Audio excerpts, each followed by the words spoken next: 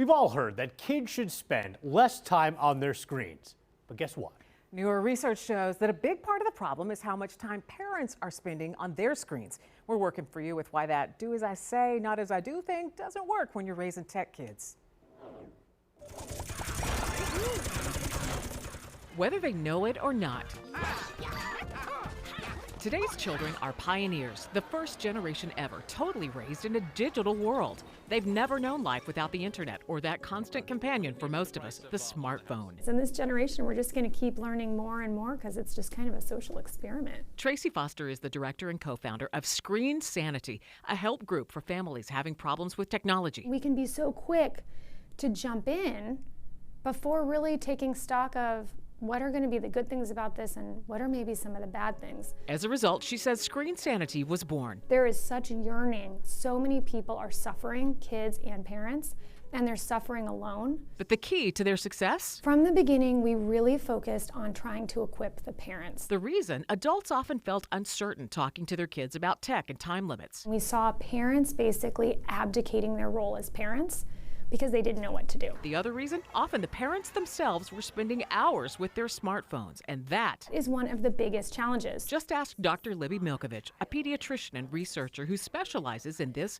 and other similar problems at Children's Mercy Hospital. She says her interest in the subject had a personal beginning. I was there at home with a baby checking my emails and patient messages. When she realized, and it was interrupting that relationship development that I was having with my newborn infant. So I thought, this is probably impacting our relationship development. And so I thought we probably should have some research around that. She began by focusing on what was a growing problem with some of her patients. So the need to feel like you have to constantly be connected to the internet. Dr. Milkovich found that the problem affected their schooling and relationships, but she also found, so if a parent is really strict on how much time they spend on the screen, it has some impact. She also discovered a contradiction often happens within the family. The parents are asking their child to not be constantly connected to their phone or feel like they need to check it all the time, but then they get upset when their child doesn't respond directly to them immediately. Her conclusion? I think we need to do a little bit of self-reflection before we try to change,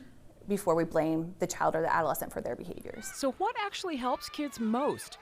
She says it's what they see the adults doing when it comes to their own screens. What is the most impactful is the parents' digital media habits. Tracy Foster agrees. And if they see you on the floor 1 minute when they're little playing with Legos and the next minute enthralled in your phone, they know that that's what is captivating your attention too. She says the beginning of a solution is often the parent making an honest admission to their child. This is a really powerful topic for teens when we can actually say, gosh, I noticed that I can barely put my phone down. It opens up the conversation in a level of vulnerability that we can't naturally have on a lot of other topics. We are all struggling.